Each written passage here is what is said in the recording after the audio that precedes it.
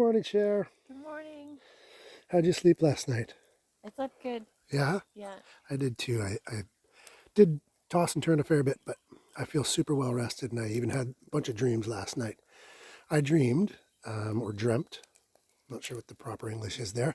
I dreamt that there was a huge bear attacking our food bag because I was awoken by smashing a boom and a crack. Did you hear that? Yes. And that actually wasn't a bear. That was actually, I'm going to show you over here. I'm not sure if you can rewind the video and show yourself yesterday what it looked like in here, but it looked different. This here stick was not here. I call it a stick. It's most of a tree.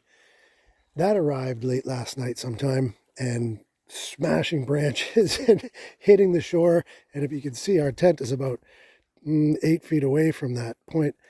So yeah, we just about wet our drawers there last night for that. But it was all good. Nothing coming out the camp. We're just warming up our ready crisp bacon here. It's looking pretty much done. And we're having these Alpine Air Bandito scrambles. And we did most of our dehydrating ourselves, but this one is just done so well by these guys that we decided to spoil ourselves. They're a bit expensive and we're quite thrifty, but we're very much looking forward to those.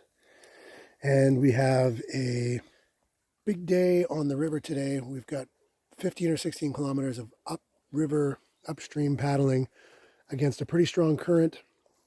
So we know we're in for a fight today.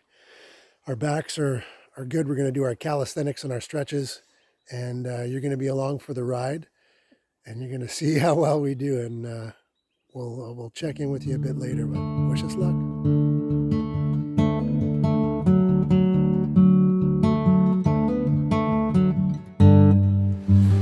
Okay, well, we're at the first portage. We're maybe 200 meters past the Love Nest.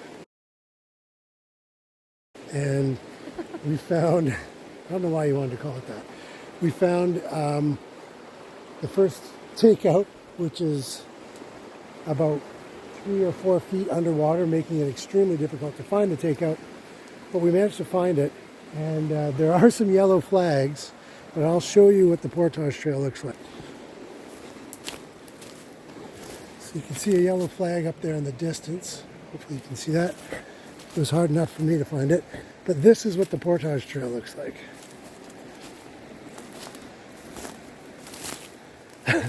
There's a yellow flag seemingly in the middle of the bush.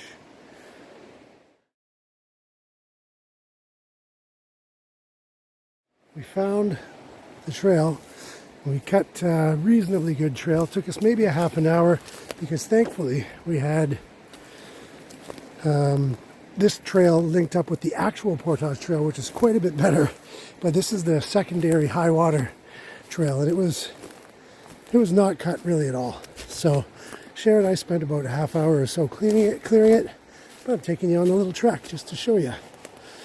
So this is still going to be a bit tricky with the canoe, but this was just completely choked up with alders and all that fun stuff. Couldn't get through this, it's too wet, so we're just gonna have to go over it. Go. I'm carrying the pack. This is the first load. Just like yesterday, I'm not gonna try to kill myself doing too many single carries, especially not to start the day.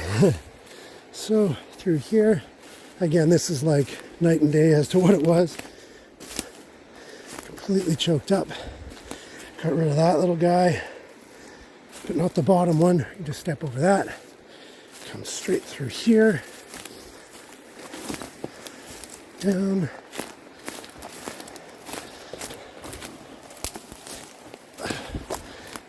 Yeah, another yellow flag. That's kind of in the way, but I'm not going to take down the actual flag spot.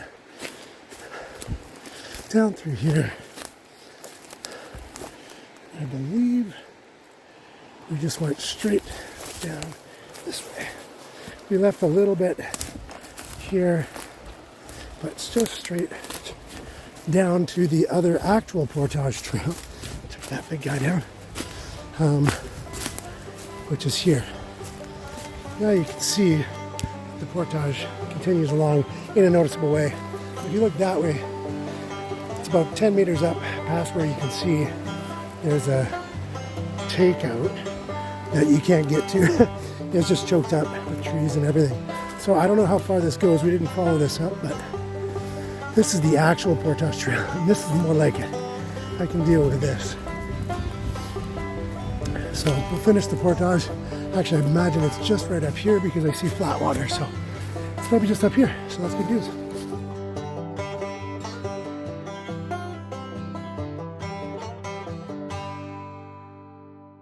Well, looks like we found logjam number 1 here on the West Aubinadong, but we might be able to sneak around it to the left. Might just have to limit a little bit instead of having to crawl over it. We'll see with the high water. This should be fun. We were able to just sneak past it. Sherry was awesome at it. So we're good. Day is going super well. Sunshine on and off. Headwinds on and off. Mergansers and other ducks just everywhere. Buffleheads, a couple of mallards even. Just everywhere. So things are going great so far. Only that one portage, and I'm going to say we're over a third of the way in. Maybe almost half of the way in. So we're doing all right here, gang.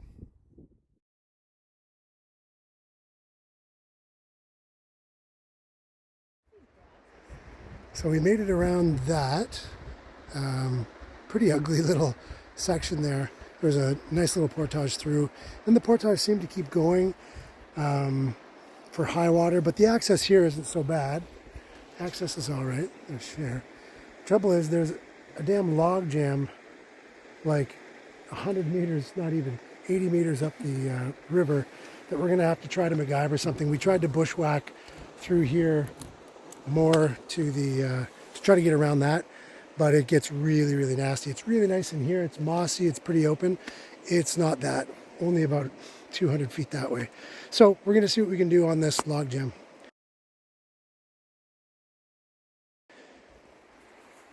So Sherry and I got through that log jam. We kind of worked our way through the alders without even having to get out of the boat. That was primo. And then just shortly around the corner, shortly after that, we noticed at the top of a set of sweepers and a rapid that we had to paddle our butts off to get up. The water's really moving here, folks, but we actually ran into Sherry saw a food barrel off in some of the alders, just sort of floating there, stuck in the current and stuck in the alders. So we naturally, our instinct was to head over and check it out. So we did check it out, and whoever lost it, it's got a lot of nice gear on it. So hopefully you can find it. We're about 10K up the West Aubinadong north, and we're just about to hit a portage, we think. So this is probably the portage that whoever's barrel this is probably should have took this portage and didn't. They ended up maybe dumping, and maybe 500 meters downstream we found your barrel, and it's got a lot of cool stuff on it. Nice aluminum saw, Nalgene, beautiful little coffee cup, has a big tarp in a stuff sack. We didn't think to open the barrel, the food barrel, because we don't know how long it's been there, so we didn't even want to chance it. But the coolest part about this, and you guys will find this really neat, is it's signed by Les Stroud, the survivor man, and I'm not sure if everybody who's watching this knows who this is. Anyway, Les is a Canadian sort of survival icon, and also a musician as well.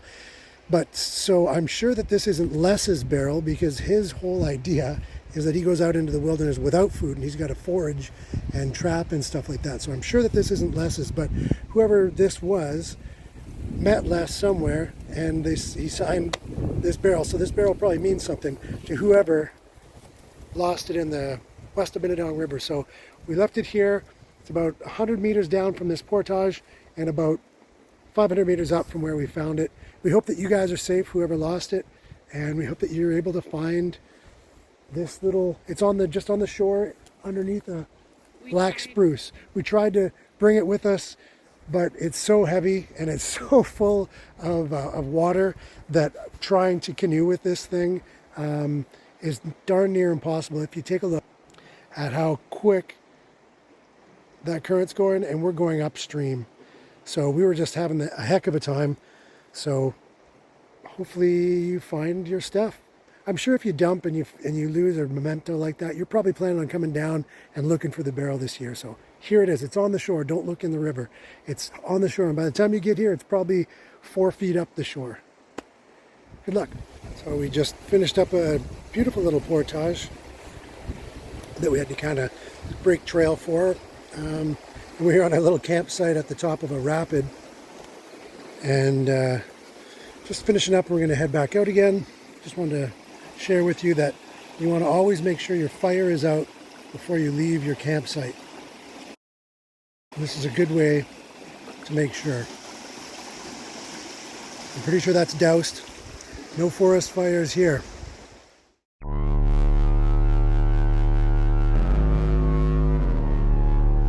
Okay, so new development. Sharon and I saw this rope down, I don't know if you can see it in the water, it's appropriately long lining rope down the, when we were paddling up just past this put in, and yeah, there's a canoe bent around a cedar. So I think we found out where the barrel came from, and this stretch of rapid is like really, really high, really, really fast, and it's no wonder these dudes ran into some trouble. I hope everyone's okay. Anyway, we're gonna go scout out for a portage because we're not able to actually paddle up this. So we're looking for a port.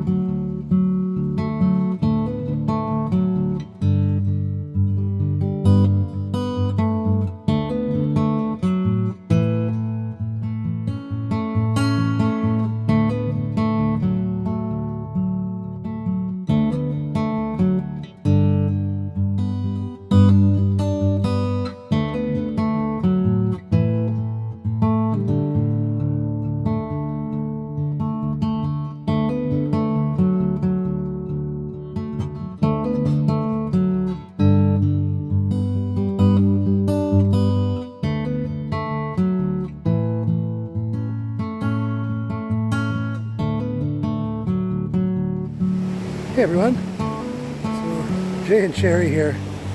We're on portage number 10 for the day maybe. 10 for the day, and the trouble with the portages is you got to find them. And they've been really hard to find because the water's so high. So the entries, the takeouts are all buried underwater.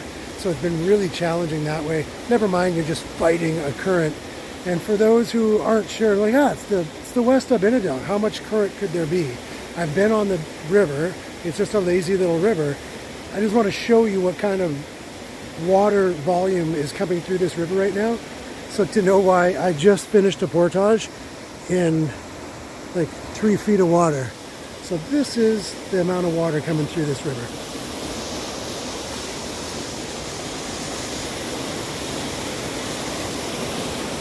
That's the little lazy West Aubinadong River right now. That's what we're dealing with, gang. So this was more than we thought it would be when we started the day. And we were like, oh yeah, it's, what is it, 15, 16 kilometers? Should be no problem. It's a bit of a problem. We're not gonna not make it, but it's gonna take us longer than we hoped for and expected. So, for those of you, if there's anybody waiting for us right now on Megacin Lake, you might be waiting one more night. But we might still make it. We have no idea where we are really, because the maps don't really check out, because they were all like satellite images taken when there was low water, so the river doesn't even look the same. But we are having a ton of fun, type 2 fun.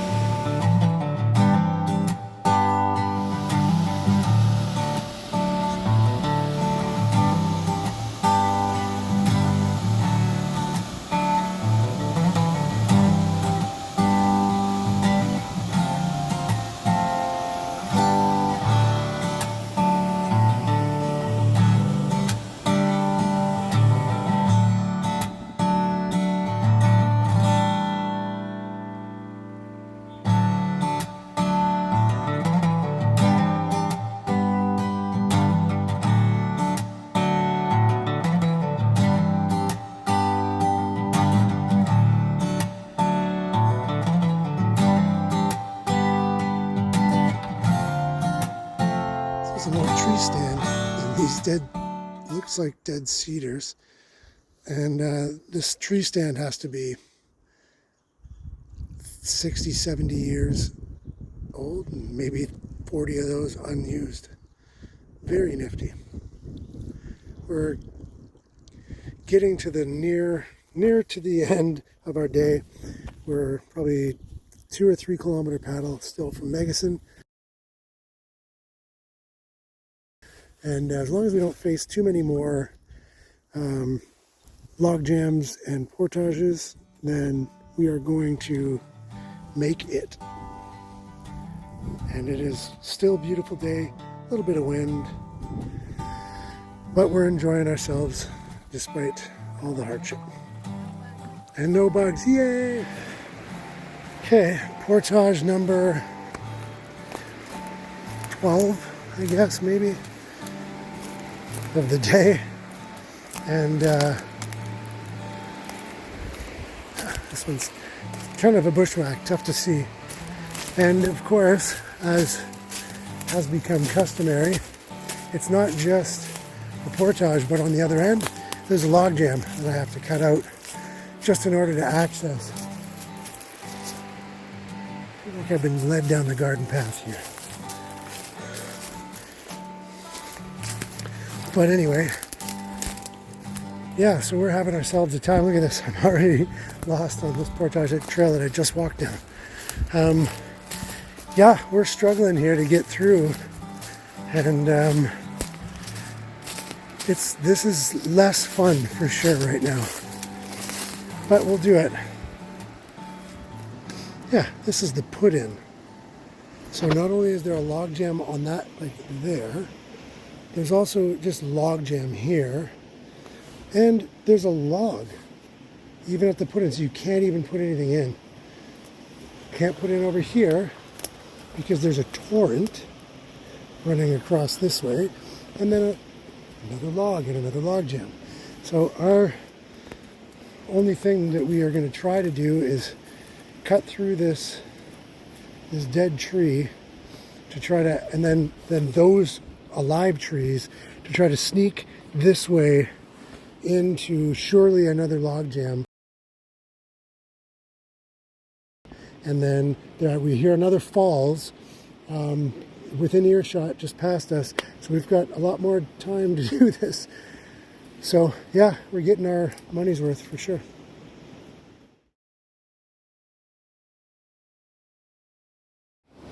This is a huge falls on the West Aubinadong, just south of Torrance Lake. It goes way down. And I'm just walking back to grab the canoe. Thought you guys might want to see this. I'm also going to show you another section, and also the takeout. Yeah, it's like what, class 10? Like holy jumping Jehoshaphat's.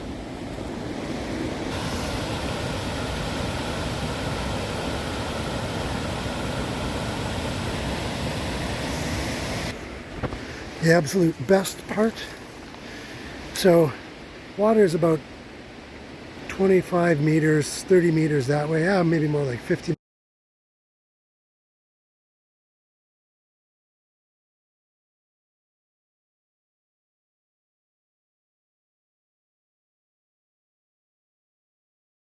That second and third log jam were not as easy as the first one. We actually had to wrangle around and cut things and push things around and get out of the canoe. And we got through it though, and old Swifty didn't get too many dings on her, but we're through. Hopefully the last log jams of the day. It's a fat chance on that, but we'll see. Famous last words.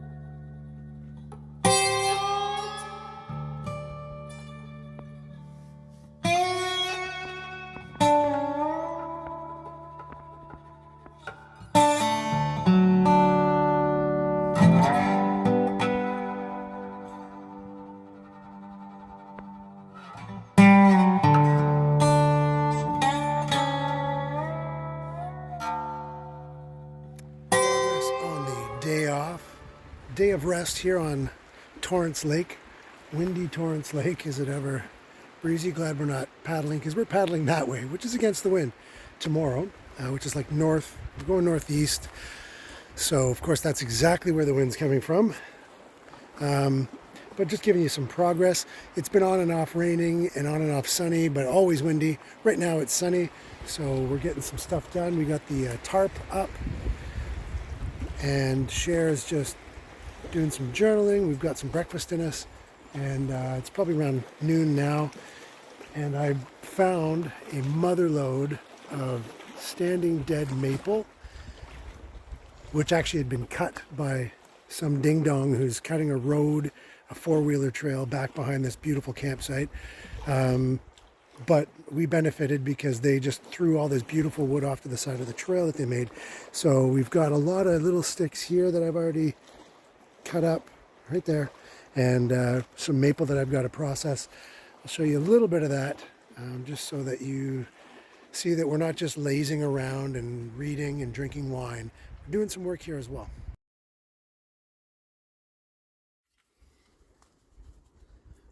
All right, for this task, I'm going to be using the Boreal 21 from Agawam Canyon. We bought this a couple of years ago at Joe's Sports and Surplus, and at the recommendation of the fellow working there. And it's been the absolute, it might be the best tool we've bought for backcountry camping, because it's super lightweight. It packs up super, super small, and the blade's sharp, and it's just an absolutely fantastic tool. So we're just chuffed to have this sucker with us. It makes really short work of this small wood. And as I was saying before, we always like to keep our wood nice and small. We don't like to get huge chunks of wood. We don't like bonfires when we're backcountry camping. Well, A, chiefly because you don't need it, so you're going to be wasting so much wood. There's a lot of heat loss that way. But B, it's pretty dry. Even with the drizzle pretty much all day so far, it's still really, really dry in the bush. So any stray embers could end up being a forest fire that takes down a lot of this park, and we really don't want to see that, obviously. So we try our best to keep the fires small and contained. We usually get to a campsite and the rock fire pit usually shrinks by half when we set it up, so that we can keep the fires small, keep the heat concentrated, and keep the embers down as best we can.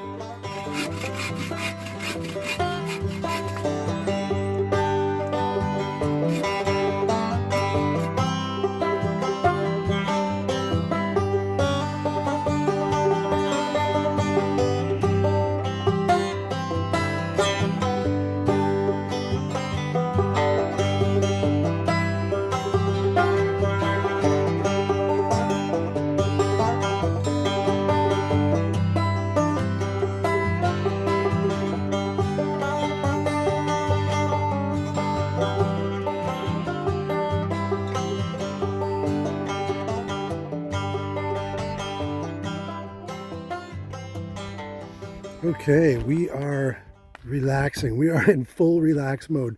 It's still breezy, but it's been sunny for a couple of hours now. Cher's here, having a little read and a relaxation in the sun. I, as you can probably tell by the tone of my skin, don't do well for too long in the sun. So I've been processing firewood, and that right there, friends, probably no one but Sherry knows this about me, but that right there is one of my favorite things in the entire universe. It's a beautifully dried pile of beautiful hard maple that's small and fits into this little fire pit. There's a bunch of sticks there, mixed like spruce boughs and balsam fir, and it's just really dry and real hard. So those will be nice to keep the fire going. But this is all we need, and probably more than we need for the whole evening of fires. And I've even been able to leave some over here leaned up against this jack pine so that it doesn't rot laying on the ground for the next people that come through. And just in passing, jack pine, for those of you who don't know jack pine, this one here's lost its top, but it's still got some fresh needles on it. But jack pine are very abundant through here, and this is the most jack pine I've seen up on the north end of the West Aubinadong. Just such a gorgeous and rugged looking tree, and super neat. I did a little video of the cones of a jack pine. They don't open unless they come in contact with fire. Fire is what ends up opening up their cones to release their seeds, and I did a video on that, so you know that they're super cool trees if it needs fire to procreate. Like, come on, you are a badass, and I thank you.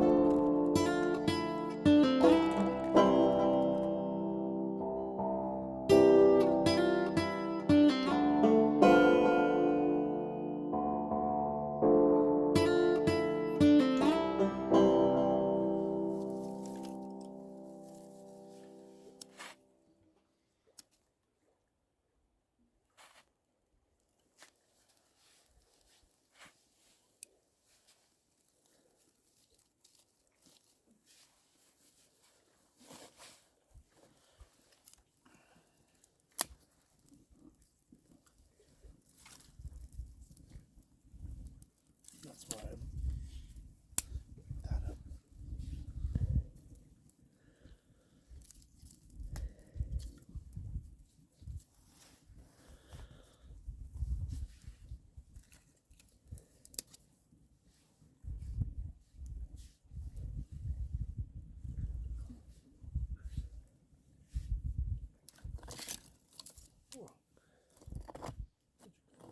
Where did you go? Cotton Eye Joe.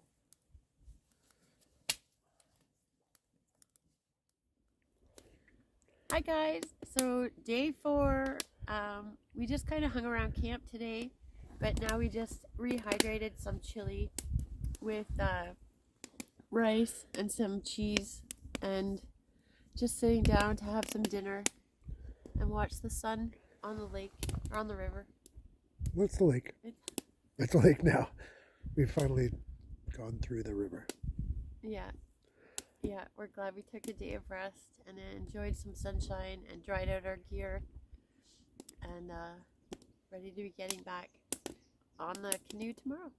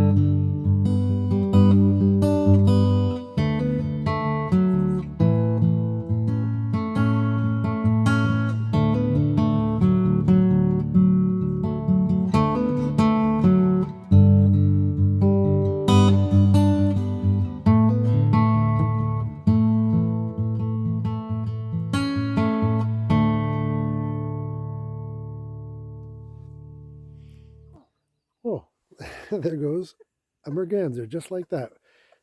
Just as we start the video, we're dive bombed by a merganser. So, ladies and gentlemen, it is the evening of day 4. Is that right?